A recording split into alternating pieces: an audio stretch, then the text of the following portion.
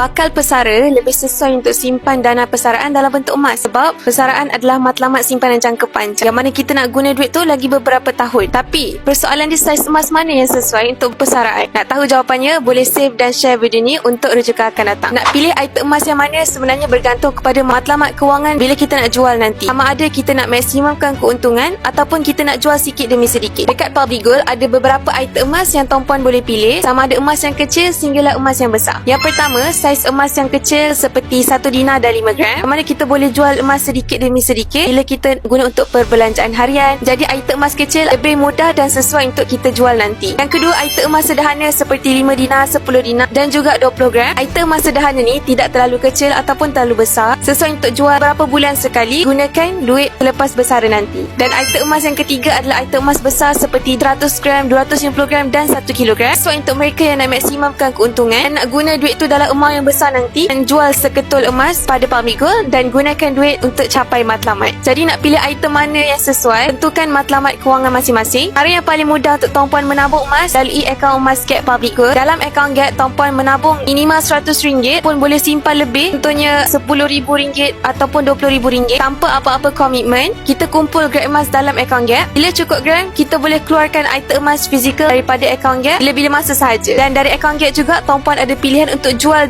emas daripada akaun Gap itu, perlu nak keluarkan emas fizikal. Bagi yang nak saya bantu untuk simpan emas dengan ilmu dan mudah di Public Gold, boleh rujuk pin video atau mesej di TikTok. Nak belajar lebih banyak ilmu emas dan kewangan, boleh follow Biha rapat-rapat.